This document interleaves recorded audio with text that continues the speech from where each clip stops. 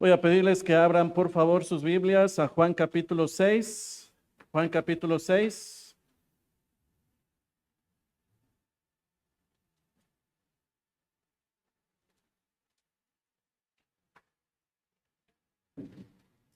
Y bueno, estoy teniendo la oportunidad cuando suplo al pastor Miguel, de compartir con ustedes una serie de estudios, de predicaciones en la vida del apóstol Pedro, que en general la serie de estudios se llama Cincelados por el Maestro, cincelados de cincel, lo que hace el maestro escultor en una piedra para dar la forma a una escultura preciosa. Cristo está trabajando en nosotros, estamos todos siendo cincelados por el maestro. Son lecciones prácticas en la vida del apóstol Pedro. Hoy estamos viendo la predicación que lleva por título Ningún otro lugar para ir. La predicación de hoy tiene el título Ningún otro lugar para ir. ¿Sabe que estamos en Juan capítulo 6? Nos ha tocado vivir en unos días que podemos llamar de pluralismo. Y por pluralismo trato de dar a entender que tenemos muchas opciones para escoger. Pues de la misma forma que podemos, no sé, 6 o cuántas compañías hay de cable o que venden paquetes de televisión, y dentro de sus ofertas encontramos paquetes de 40, 60 o 100 canales.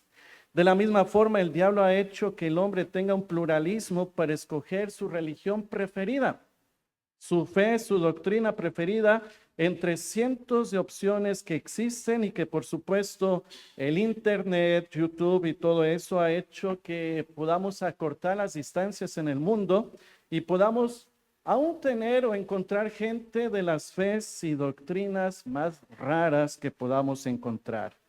Pero así como hay pluralismo para escoger sobre tantas opciones en esta época, también nos ha tocado vivir de una forma de pensar de cómo se observan y cómo se creen las verdades. Y hoy en día tenemos lo que se llama la verdad subjetiva. La verdad subjetiva. Y cuando escuchamos acerca de la verdad subjetiva, quiero darles a entender que se refiere al modo de pensar o de sentir de la persona, y no por el valor propio de sí misma. Alguna vez el contador de nuestra empresa nos dijo, bueno, respecto de las verdades fiscales, hay 3 verdades. La verdad del contador, la verdad del empresario y la verdad de Hacienda. Cada quien tiene su verdad. Pero lo cierto es que lo mismo se aplica respecto de las sociedades que hoy en día estamos viviendo. Siempre hemos sabido una verdad absoluta: 2 más 2 es 4. Pero alguien puede decir, ¿y por qué 4? Yo quiero pensar que es 5, o yo quiero pensar que es 3. Y todos decimos, pues bueno, es tu verdad. Presenta tus argumentos, porque esto y lo otro. Bien, pues es tu verdad. Es tu forma de creer la verdad. En el siguiente ejemplo, sumamos el pluralismo y la verdad subjetiva. Justamente ayer fui con Pablito a comprar unos helados. Y no digo la marca para no hacer un comercial, pero la muchacha orgullosamente le dije, bueno, ¿de qué sabores tiene para la promoción? 2 litros, 2 por 1, una cosa así. Y entonces me dijo, señor, con mucho orgullo, tenemos 31 distintos sabores a escoger. Dije, wow, eso es pluralismo. Gracias, Señor, por ayudarme a encontrar un ejemplo para la congregación. 31 sabores en una heladería. Wow. Bueno, pues entonces yo escogí mi sabor favorito, vainilla. Es mi sabor favorito. Y les puedo predicar toda la mañana diciéndoles, compren helados de vainilla, es el mejor sabor. Pero usted dirá, hermano, ¿esa es su verdad?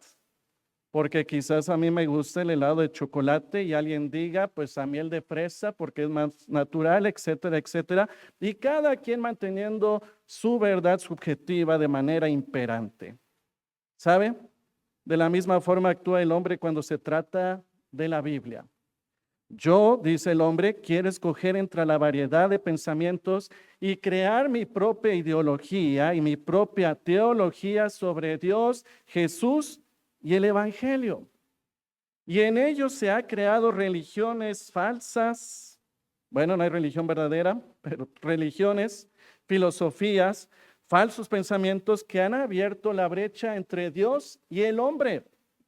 Porque cada quien piensa de Dios, inventa su Dios, inventa su estilo de lo que quiere de un Jesús, inventa su estilo de lo que quiere de un Espíritu Santo, y para eso dobla la Biblia, le agrega la Biblia, elimina la Biblia, y hoy en día el mundo dice que bien que hay pluralismo, cada quien se respete esa verdad subjetiva.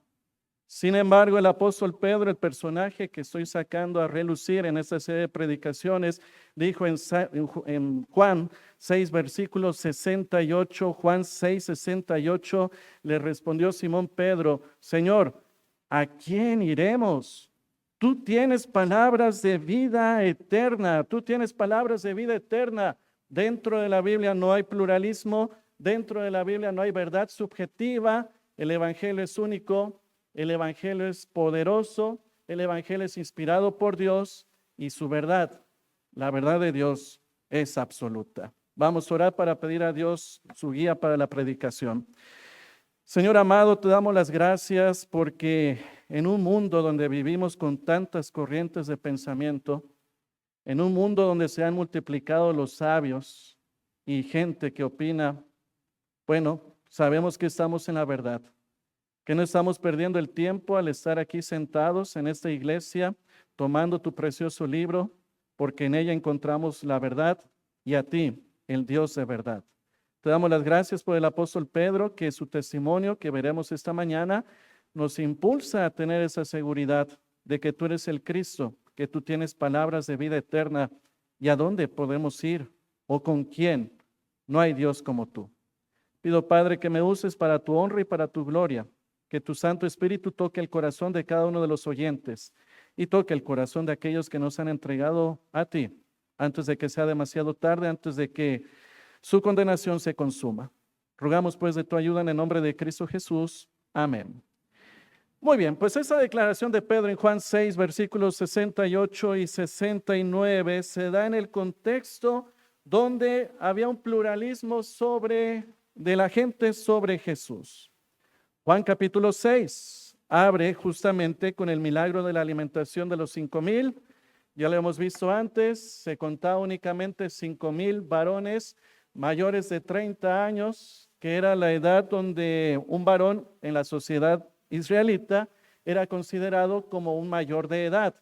Pero dentro de esos 5,000 no se consideraban a las esposas, a los hijos, así que los estudiosos bíblicos han sugerido que el Señor multiplicó con ese milagro a cerca de 20 o 25,000 personas.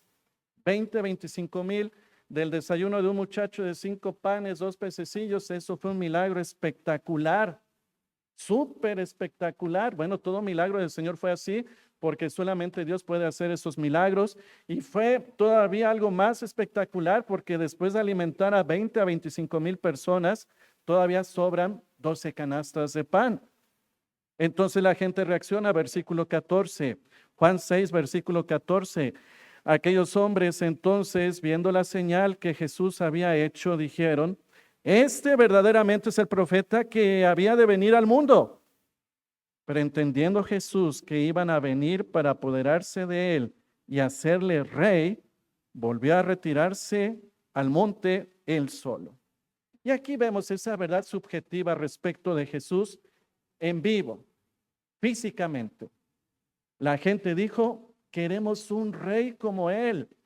Y a lo mejor usted y yo podemos decir: perfecto, fabuloso por el Señor, pero ¿no fue su misión? Sí. Y entonces, ¿por qué se retira al monte? Justo por lo que les he dicho en la introducción del mensaje. Esa gente tiene su propia verdad respecto de Jesús. Ellos ven en Jesús a alguien similar, no a la altura, pero a alguien similar a Moisés, mal interpretado también, pero creían que Moisés proporcionó el maná, el pan del cielo. Y Moisés también fue un gran profeta. De hecho, la profecía decía: levantaré a un profeta mayor que Moisés. Bueno, Jesús no será Moisés, pero multiplicó el pan, punto para Jesús. Habla como Moisés, como un profeta, punto para Jesús. Bien, vamos a hacerlo rey. No rey de sus almas, no rey de su corazón, rey terrenal, porque qué bien que nuestro rey puede darnos de comer, ya no trabajamos, ya no nos asoleamos y además escuchamos las enseñanzas. Pero Jesús no se queda ahí.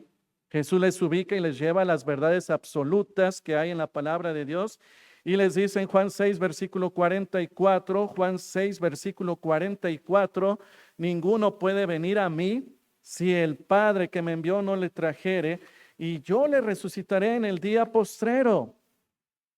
¿Y es verdad de Dios? Es verdad de Dios. Nadie puede ir a Jesús si no es traído por el Padre. Nadie podrá resucitar para vida eterna en el cielo si no es por la obra de Jesús. Pero ¿sabe? Este tipo de verdades absolutas no le gustó a la gente que escuchó a Jesús, ni tampoco le gusta a la gente de nuestro día, porque cuestionan, ¿cómo es eso que solamente en Jesús hay verdad? Qué discriminativo es Jesús y Dios en decir que solamente por ellos podemos entrar al cielo. Si Dios es amor, ¿por qué entonces solamente escogido? ¿Por qué tiene su iglesia y la iglesia es llamada a estar fuera? Es lo que llama el significado de la palabra iglesia. ¿Por qué no todos podemos ir al cielo?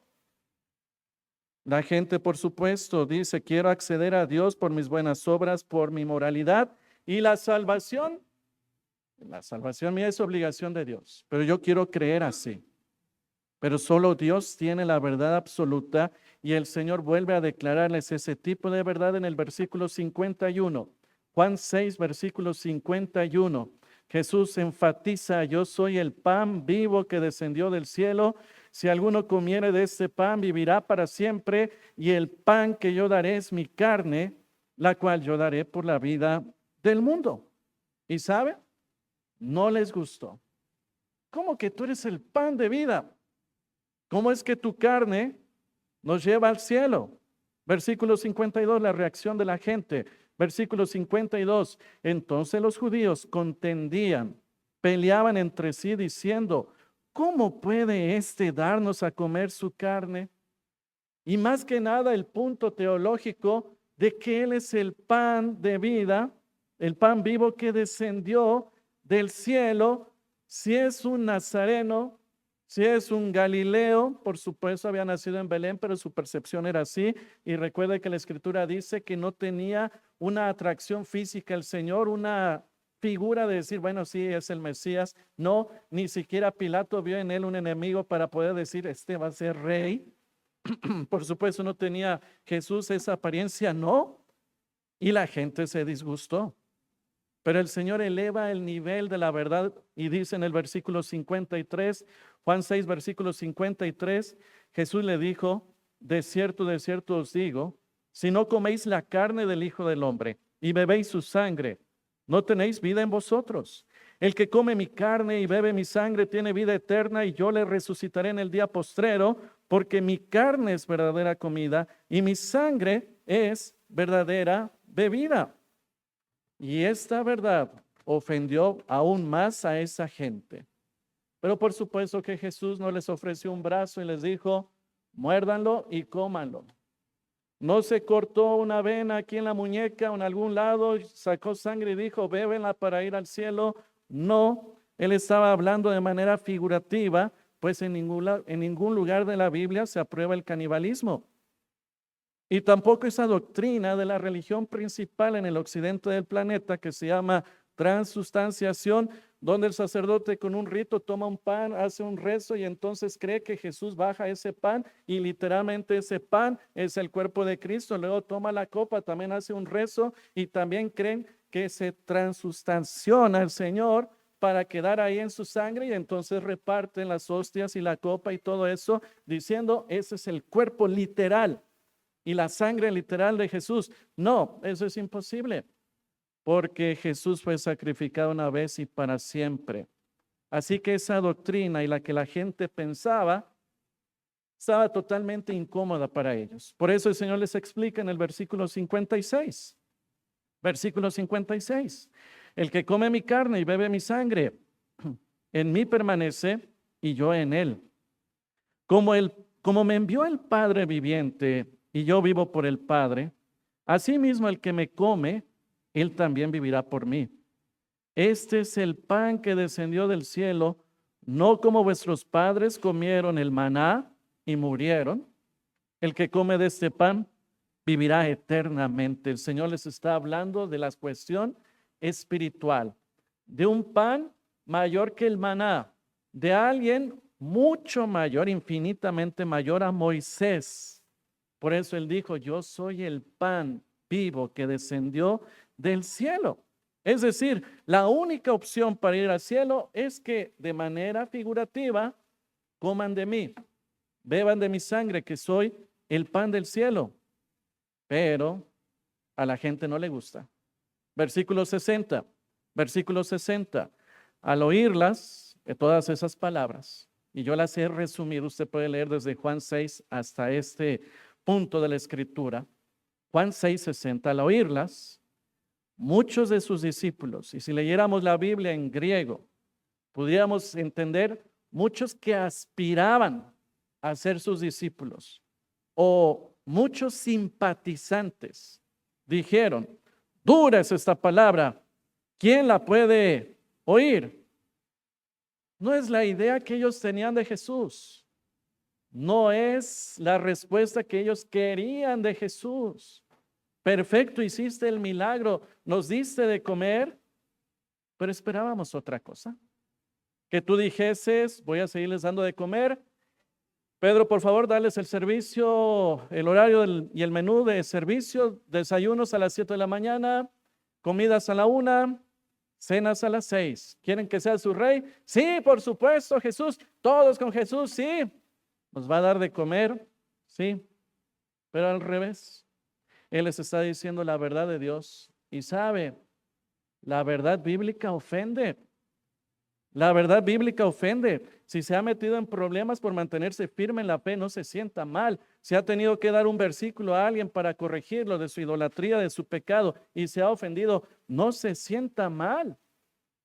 El Señor dice que la verdad es contraria a la mentira, a la luz, a las tinieblas, Dios al diablo. Por eso mucha gente se ofende en este día, sí se ofende y piensa que lo que se predica en esta iglesia, lo que dice la Biblia es palabra dura. Sí, es palabra dura.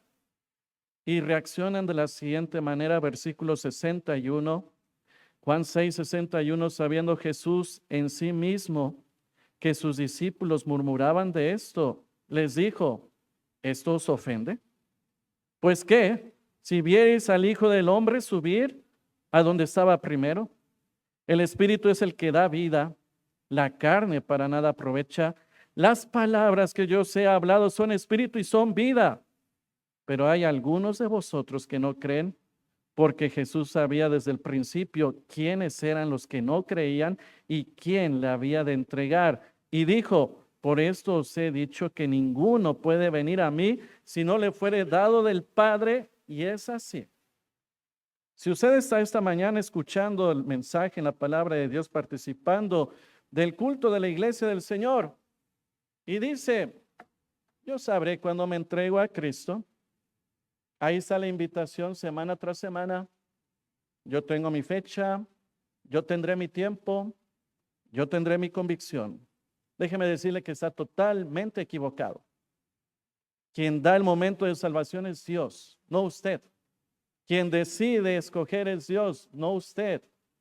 Quien permite, hablando en español coloquial, que le caiga el 20, es Dios, no usted. Es obra de Dios. Y el Señor, como en esa multitud, el Señor sabe perfectamente en esta congregación quién cree, quién no cree. Usted puede engañar al pastor Miguel, al pastor Mario, a este servidor, a los hermanos, decir de cristiano, tener su Biblia, decir que sí creo, pero el Señor sabe si usted realmente cree o no cree. Y el Señor no se echa para atrás. Él sabe perfectamente que hay gente, incluso en esta congregación, que quieren tener verdades subjetivas. Es que yo creo que exagera el hermano Jonathan al decirnos que hay que regresar el domingo en la tarde. El hermano no comprende que mañana hay que ir a trabajar, que hay que alistar a los niños, que tengo que trabajar, que tengo que ver el partido América Toluca. Juegan a las 7. Otro tema. pero no lo comprende. No comprende que es difícil venir el lunes, que el miércoles es complicado el tráfico. Sí, sí y sí. Pero la verdad de Dios es absoluta y nosotros decidimos entregar nuestra vida a Cristo y nuestro compromiso es con el Señor para estar aquí. Mínimamente para estar aquí. Y esto ofende a algunos, sí. Y el Señor, por eso el resultado, versículo 66, Juan 6, 66. Desde entonces muchos de sus discípulos volvieron atrás. Recuerda esa palabra discípulos, simpatizantes o que aspiraban a ser discípulos. Desde entonces muchos de sus discípulos volvieron atrás y ya no andaban con él. Porque llegaron al punto de la lección 5 donde dice alto lo que cuesta seguir a Cristo, que tiene que dejar todo pecado, que tiene que destruir sus cosas de religión, donde tiene que comprometerse al Señor a pesar de la persecución, a pesar de perder familia. Y muchos dicen, no, esa palabra es dura. La doctrina que se predica ahí no me gusta, los pastores son muy exigentes. 1 centímetro arriba de la falda mía, dice una mujer, y ya me llamaron la atención. Ah, mi hijito nomás hizo un simple capricho en la clase de niños y parece que ya me lo mataron dándome biblazos. Sí, mucha gente ha venido aquí y no se queda por lo mismo. No se queda por lo mismo porque buscan iglesias con verdades subjetivas donde se consienta más el asunto. Y desde entonces no vienen. ¿Sabe? Todo ese tipo de gentes, por supuesto, buscan opciones donde tener pluralismo, donde Dios esté ajustado a la medida del hombre o de la congregación y no la congregación a la medida de Dios, donde la música sea del agrado de las personas y no del agrado de Dios, donde la forma de vivir como iglesia sea del agrado de las personas, no de Dios, y piensan que aquellas doctrinas exigentes es de un Dios que exige mucho, que es injusto, que es imparcial, desadaptado, caduco. Critican a la iglesia y a la Biblia de que es una doctrina que ya no cabe hoy en los pensamientos de liberalismo, de homosexualidades, de la forma de educar hoy en día en los hijos, en la casa y en la escuela, etcétera. Y así el hombre dice, lo que está escrito en la Biblia es duro, no lo quiero seguir. No lo quiero seguir. Hoy en día hay iglesias que ya ni siquiera se llaman iglesias, se llaman comunidades. ¿Lo han notado? Hay varias. Ya no son iglesias, son comunidades. Y eso dice mucho. Somos una comunidad. No solamente el que predica tiene la responsabilidad. Cualquiera se puede parar a enseñar. Si el pastor se pone tatuaje, los demás también, etcétera. Todo eso es triste porque alejan al hombre de Dios. Porque Dios no va a regresar ni 1 centímetro de las verdades absolutas. No, no va a decirle a Jesús, bueno hijo, pues estamos en el 2025 y ya la enseñanza de que tú eres el pan de vida, tendremos que ajustarla. ¿Vamos a pensar en otro tipo de doctrina? No, porque es el hombre quien tiene la necesidad de Dios. Y por supuesto, surge entonces la pregunta del Señor en el versículo 67. Juan 6, 67. Dijo entonces Jesús a los 12, ¿queréis acaso iros también vosotros? La pregunta del Señor lleva cierta nostalgia, cierta tristeza. ¿Por qué? Porque ha hecho una multiplicación. No es el fin de su ministerio, apenas estamos en Juan capítulo 6, pero ha dejado el cielo de esplendor. Ha nacido en Belén, ya lleva por lo menos 30 años de vida, 1 año trabajando. Y la gente se va simple y sencillamente porque lo quieren para suplir las necesidades del alimento físico, mas no del espiritual. Esa pregunta del Señor, por supuesto, refleja lo que Él pone en nosotros porque tenemos la imagen de Dios y nosotros muchas veces al sentir ese trabajo esforzado, ese trabajo tan comprometido y no vemos el resultado y las personas se alejan, no hay cambios, uno tiene ese dolor en el corazón, lo mismo que el Señor expresa en el versículo 67, ¿queréis acaso iros también vosotros? Pero extiendo la pregunta, hablando a nombre del Señor, hijos míos, del templo cristiano bíblico fundamental, al escuchar las exhortaciones, reprensiones, himnos, oraciones, predicaciones que he mandado a través de sus pastores, de los maestros, y les parece dura la palabra, Dios le pregunta a usted, ¿queréis acaso iros usted también con ellos? ¿Y cuál es la respuesta suya? Es que quiero ser un cristiano, pero hasta este punto. No quiero ser un cristiano comprometido para evangelizar. No quiero ser un cristiano, soy un cristiano que viene los domingos, nada más. Soy un cristiano que viene, escucha la palabra de Dios, pero hasta ahí. Que si hacen falta maestros, auxiliares y transporte en la escuela bíblica, ya alguien lo hará. No es mi punto, no quiero llegar hasta allá. No me pienso predicando, no me pienso sirviendo como maestro en la escuela bíblica, sirviendo en una misión, ayudando. No, quiero ser un cristiano sencillo.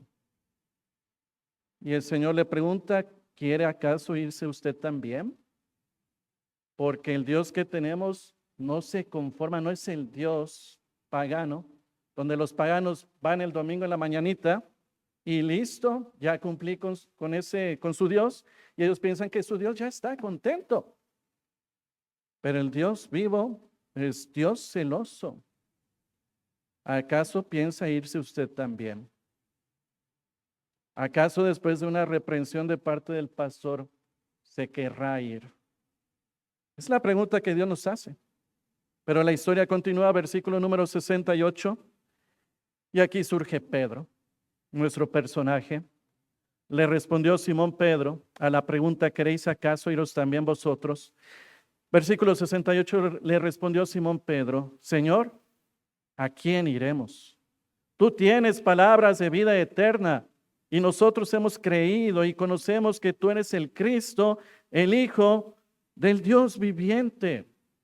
Si recuerda, el título de la predicación esta mañana es Ningún otro lugar para ir. Y aquí lo estamos viendo. Pedro dice, ¿a quién iremos?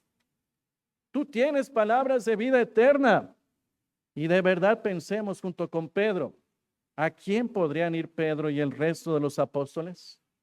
¿Con los fariseos? Con los fariseos no se podía ir porque iban a cargarles con ritos y tradiciones que ni ellos podían cumplir. Al misticismo que no tiene respuestas para vida eterna, a los saduceos que no creen en la resurrección, al culto pagano de los romanos o de los egipcios que estaba lleno de inmoralidades y de adoración a animales y a demonios, etc. ¿A quién iremos? Por ello, Pedro amplía la respuesta en el versículo 69, Juan 6, 69, y nosotros hemos creído y conocemos que tú eres el Cristo, el Hijo del Dios viviente. Aunque la multitud quería ver en Jesús a un segundo Moisés, los apóstoles reconocieron en él, en Cristo, justo al Mesías, al Hijo del Dios viviente, lo mismo que reconocemos cada creyente. Por eso, nosotros en la pregunta, también podemos decirle al Señor, Señor, ¿a quién iremos? ¿A dónde iremos? No hay Dios como tú. No hay fe como la cristiana, no hay doctrina. Ve a los aztecas, los mayas, por pensar solamente en las poblaciones anterior de nosotros y sus cultos, tenían que hacer ofrendas humanas para que volviese a salir el sol, Huitzilopochtli, en la fe de los aztecas, y volviese a surgir el maíz y haya vida. Por eso tenían que sacrificar y sacrificar y sacrificar. Los mayas también. Los egipcios, los romanos, los dioses de ellos hay que darles. El Dios verdadero nos dio su vida, nos dio su sangre y con su herida fuimos sanados. No hay Dios, no hay fe, no hay doctrina con la que podamos sustituir o cambiar al Dios verdadero. No hay ninguna razón para abandonar el sendero de la palabra de Dios. No la hay. Dios no tiene una competencia donde uno diga, bien, pues, no sé, no me gusta el internet de Easy, pues voy al de Prodigy y listo. No me gusta la Coca-Cola, pues tomo Pepsi Cola, listo. No me gusta la Fanta, tomo Mirinda. Hay pluralismo, sí. Dentro de Dios no. No hay otro como Él. Y lo demuestra. ¿Por qué es que estamos tan seguros que no hay otro lugar u otro Dios a dónde ir o acudir? 3 razones. Bueno, 4, perdón. Primero, Dios es el único Dios de toda verdad. Dios es el único Dios de toda verdad. El jardinero que trabaja con nosotros le ha hablado mucho del Señor. Le operaron recientemente de su espalda, 3, 4 operaciones difíciles, en todas ha pedido mis oraciones, sí. Ayer fue a trabajar a nuestra casa y me dijo, Jonathan, ¿cómo ves? Me invitaron a una iglesia donde predican en hebreo. ¿Y usted habla hebreo? No. Bueno, ¿y entonces a qué va? Pues dicen que es muy bonito y que tiene la verdad, dice el jardinero. Pero yo ya estoy cansado que todo el mundo me invita a sus iglesias y todo el mundo dice la verdad. Y se me queda viendo diciendo, y tú también. Pero yo le dije, entendiendo el asunto, porque nomás se me quedó viendo. Le dije, pues bueno, yo no le digo que yo tengo la verdad. Quien tiene la verdad es Dios. Y Dios la plasmó en la Biblia. Es muy distinto. Ahora, mi testimonio personal es que sí, he encontrado la verdad en Jesús enseñado en la Biblia. Y sí, ese es el testimonio verdadero. ¿Por qué? Porque así como hay 31 sabores de helado, si yo le hubiera preguntado a esa señorita, ¿cuál es el más malo? ¿Qué cree que me hubiera dicho? Todos son excelentes, Señor. Si usted le pregunta a aquel de la religión fulana, ¿realmente tu religión es falsa? No. ¿Y tú y la tuya? Tampoco. ¿Y el de allá atrás? Tampoco. Todos dicen tener la verdad. ¿Quién tiene la verdad? Dios. Dios es el Dios de la verdad. Deuteronomio 32, versículo 4. Deuteronomio 32, versículo 4.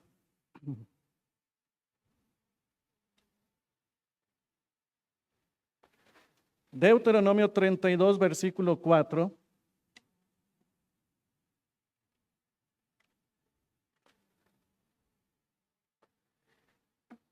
Nos dice la palabra del Señor, Deuteronomio 32, 4. Él es la roca cuya obra es perfecta, porque todos sus caminos son rectitud. Dios de verdad es su nombre. Dios de verdad y sin ninguna iniquidad en él, es justo y recto. ¿No dijo el Señor Jesús, yo soy el camino? ¿Les quiero escuchar? ¿Qué sigue? La verdad y la vida. Él, su nombre es verdad. Si alguien le dice como mi jardinero, y tú tienes la verdad, Pilato le preguntó a Jesús, ¿acaso conoces la verdad? Yo no soy la verdad, Señor, pero Dios es la verdad. Lea la Biblia, ahí encuentra la verdad porque Dios es el Dios de la verdad. Segundo punto, ¿por qué estamos seguros como Pedro que no hay otro lugar o Dios a dónde ir? Porque la verdad de Dios es consistente. La verdad de Dios es consistente. ¿A qué me refiero con la palabra consistente? Es decir, de consistencia. La verdad de Dios es durable, estable, sólida, no cambia. Jesucristo es el mismo ayer, hoy y siempre. Pablo dijo que con el evangelio que había predicado, Dios juzgará al mundo. Lo mismo que enseñó a Adán y a Eva para ser salvos, es lo que nos enseña hoy. Dios y su verdad es consistente. Primera de Juan 5, versículo 20. Primera de Juan 5, versículo 20.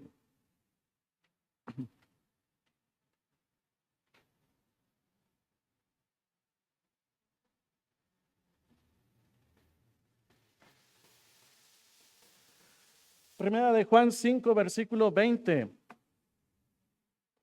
Nos dice, pero sabemos que el Hijo de Dios ha venido y nos ha dado entendimiento para conocer al que es verdadero. Y estamos en el verdadero, en su Hijo Jesucristo. Este es el verdadero Dios y la vida eterna. Lo mismo que dijo Pedro. ¿A quién iremos si tus palabras dan vida eterna? Tú eres la verdad. Juan dice, Él es la verdad y estamos seguros que estamos en la verdad Porque la verdad de Dios es consistente. La próxima semana no va a venir el pastor Miguel, o en 3 semanas no va a venir el pastor Mario de los Estados Unidos diciendo, hermanos, pues yo he sido el pastor emérito y el pastor Miguel el pastor vigente. Dios se nos apareció y nos ha dicho que el evangelio cambió. Las jugadas cambiaron. Ya no necesitamos entregarnos a Cristo, el evangelio ha cambiado así y así. Todo lo que les hemos enseñado ha cambiado porque Dios así lo dijo. No, la verdad de Dios es consistente, es eterna, no cambia, no se le agrega ni se le disminuye. Es esa espada de doble filo que penetra el alma, que se convierte en tesoro para el cristiano, que es lámpara para los pies del creyente. La verdad nos hace ser consistentes también a nosotros. Alguna vez el pastor Moody, les he hablado de él, un pastor cuya iglesia sigue ahí en Chicago, un pastor de hace 200 años, dijo en una predicación, la mejor manera de demostrar que una vara está torcida no es discutir al respecto o pasar tiempo denunciándola, sino poner a su lado una vara derecha. Y si usted no ha entregado su vida a Cristo y todavía tiene dudas, no cuestiona la Biblia, no haga esto y lo otro, ponga la filosofía que usted piensa contra la verdad de Dios, que es recta, y verá que esa vara, como dijo el pastor Moody, está chueca, mas no lo que dice este precioso libro, porque la verdad de Dios es una verdad consistente. Tercera razón, ¿por qué sabemos que estamos en la verdad? Porque la verdad de Dios es universal. La verdad de Dios es universal. ¿Se acuerda? Yo le dije que mi sabor de helado favorito es vainilla, porque el sabor es tan agradable. Todo lo que tenga vainilla me gusta, todo. Hermanos, compren helados de vainilla al Señor de los Equinos ahorita que salgan. Y usted dirá, hermano, no, la vainilla es muy dulce, no me gusta el color amarillo, bla, bla, bla, bla, bla. Bueno, a lo mejor usted verá a mis hijos comprando helado de vainilla, pues sí, él los influyó. Pero la verdad del helado de vainilla no es universal. Pero en cambio la verdad de Dios es universal. Juan 6, versículo 69. Juan 6, 69. Pedro dijo, Juan 6, 69. Le respondió Simón Pedro, Señor, ¿a quién iremos? Tú tienes palabras de vida eterna. Y este es un punto hoy en día muy discutido sobre la verdad bíblica. Pero en este punto del mensaje debemos entender que la verdad de Dios es universal. Aplica para todo ser humano de cualquier etapa de la historia, de cualquier país, de cualquier condición económica, sea hombre o sea mujer. Y alguien puede alzar la mano y decir, no, porque en Asia adoran a Buda, a Confucio, porque los aztecas mismos, tú dijiste, adoraban a Huitzilopochtli y los mayas a Kukulcán, y porque otras gentes tienen sus dioses. Entonces la verdad de Dios no es universal. Espera que Dios llame a su iglesia en el arrebatamiento y meta a todo el mundo inconverso en juicio de tribulación. Espera que el Señor regrese y gobierne por 1000 años y después de eso el juicio eterno, y espero que no llegue a tanto, pero le caerá el 20 de que la verdad de Dios es universal y aplica a todos, sin excepción. A todos. La verdad de Dios no se remite a algo cultural o regional. No es una fe de los judíos. No es una fe del mundo occidental. No. Jesús no es solo Jesús para los cristianos. Lo es, según lo dice la Biblia, el Rey de Reyes y Señor de Señores para todo ser humano, lo crean hoy o no. Es una verdad absoluta. Su verdad aplica para todo ser humano y el alcance del juicio es para todos. Salmos 7, versículo 1. Salmos 7, 1. La verdad de Dios y su juicio alcanza a todos. Salmos 7, versículo 1.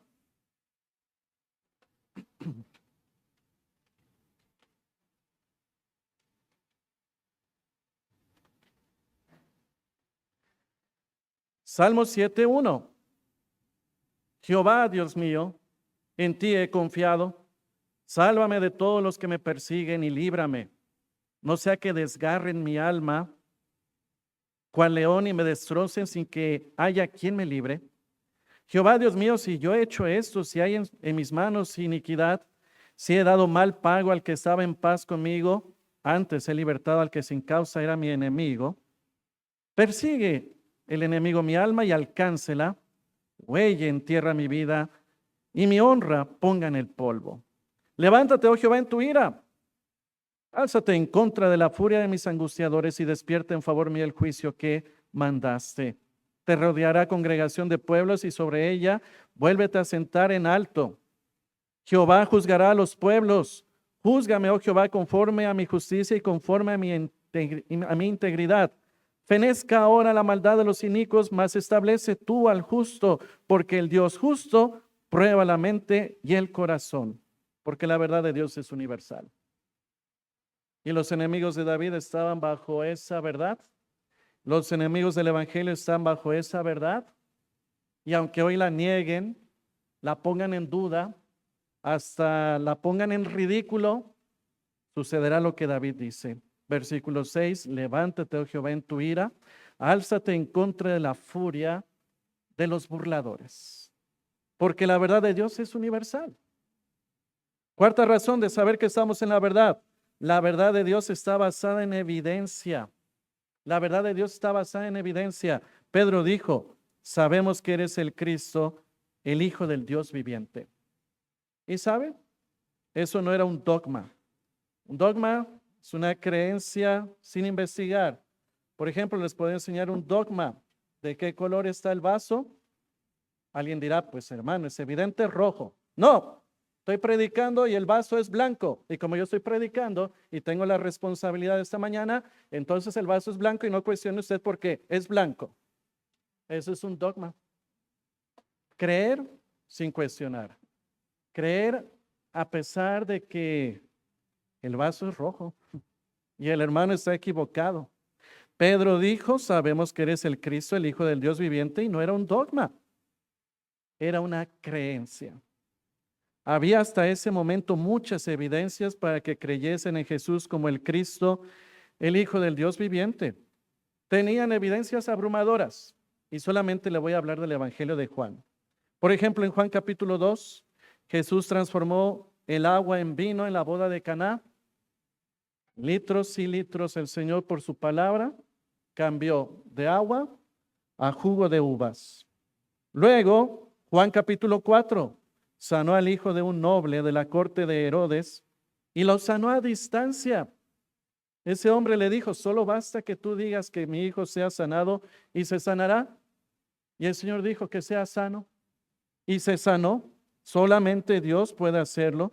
En Juan capítulo 6, el Señor multiplicó la comida de tener solamente 5 panes y 2 pececillos a tener lo suficiente para alimentar a más de 20,000 personas y todavía sobran 12 canastos de alimentos. ¿Tenían evidencias? Sí. No sé si lo recuerden, pero hace tiempo compartí con ustedes 7 milagros en el Evangelio de Juan. Hay 7 milagros donde Jesús dice, como en este Juan 6, yo soy el pan de vida. Y en Juan 6, Él hace la multiplicación de los panes. Yo soy el agua de vida y hace el milagro sobre eso. Él nos ha llenado de evidencias para decir, tú eres el Cristo, el Hijo del Dios viviente. No solamente Pedro lo dijo ahí mismo en Juan capítulo 20, versículo 30, una porción pequeñita del Evangelio, pero interesante, donde Juan aporta lo siguiente, Juan 20, versículo 30.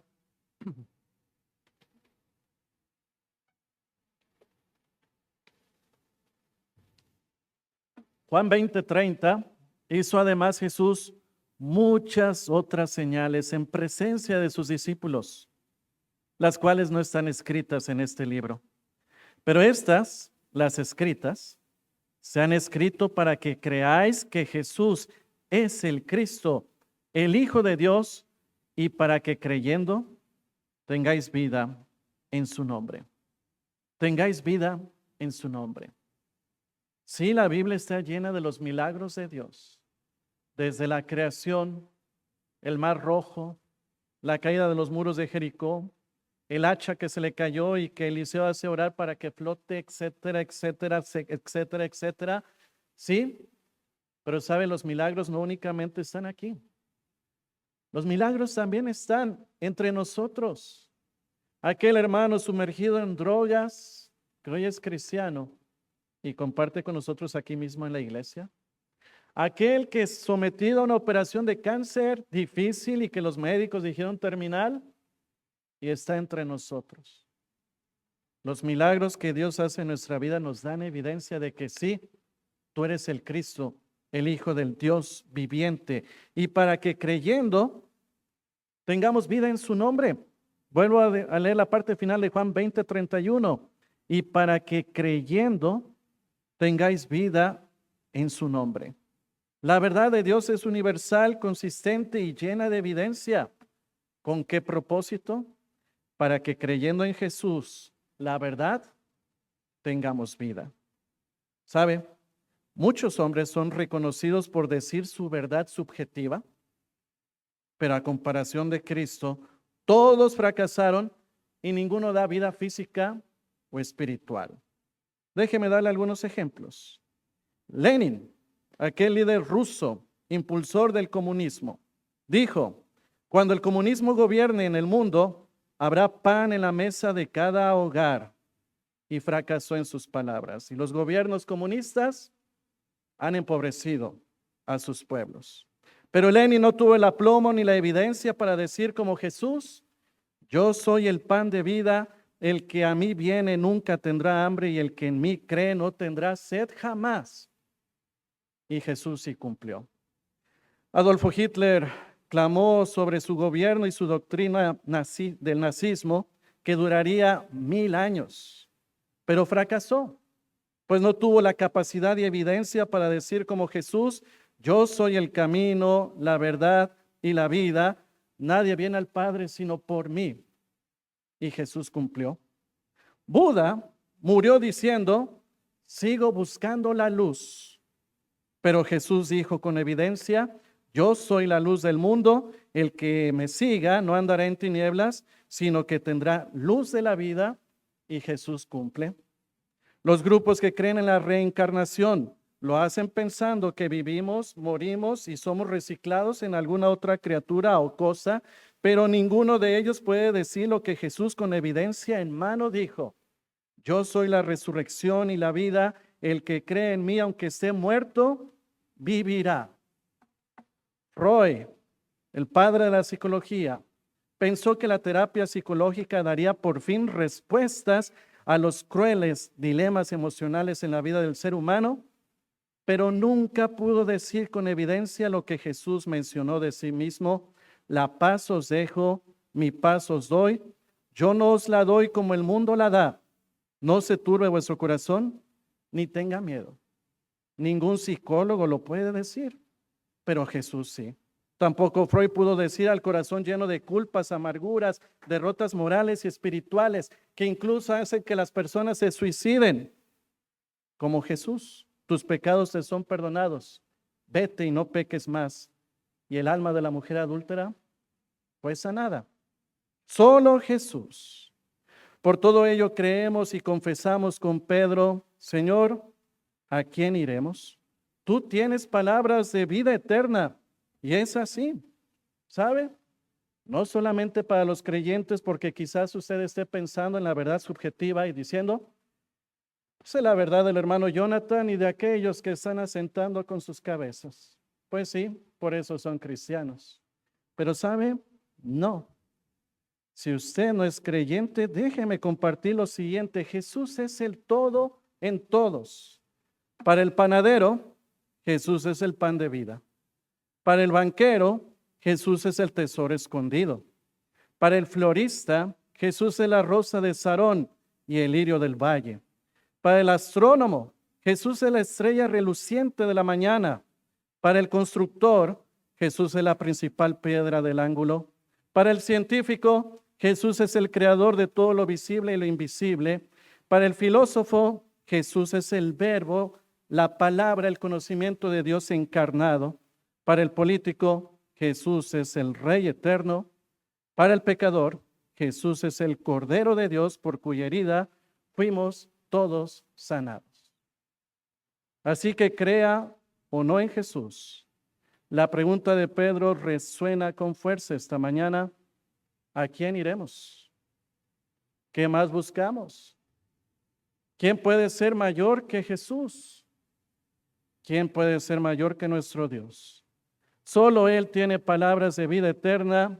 Es el Dios de toda verdad, cuya verdad es universal, consistente y lo basa en multitud, en infinidad de evidencias. Solamente en Él está la verdad, solamente en Cristo. Vamos a orar. Nuestro bendito Padre Celestial, Dios de verdad, como hemos leído en los Salmos, gracias te damos porque este mensaje toca nuestros corazones sabiendo que no hay otro Dios como tú, que no hay otro Salvador, que no hay otra fe, otra doctrina. Sabemos, Señor, que en ti está la respuesta universal a la necesidad de todo ser humano.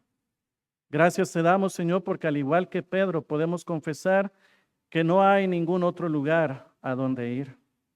Te amamos, Señor, y te agradecemos esa preciosa oportunidad por tu misericordia, gracia y amor de conocerte y de haber cesado esa búsqueda de la verdad de nuestras vidas al momento cuando nos doblamos delante de ti y entregamos nuestras vidas y entonces te conocemos a ti, el Dios de verdad. Gracias te damos porque tu palabra se cumple y a pesar de los engaños del diablo y de la misma gente que se empeña en desprestigiar tu palabra, sabemos que estamos en la verdad y cada una de tus promesas y cada uno de tus juicios se cumplirá. Gracias te damos porque tenemos esa esperanza de estar contigo para siempre en el cielo, con cuerpos nuevos, donde no hay más muerte, no hay más dolor, donde no hay más pecado, en un mundo perfecto, en una ciudad cuyo arquitecto y constructor eres tú mismo. Y sabemos que es verdad. Te amamos, Señor, y bendecimos tu santo nombre en Cristo Jesús. Amén.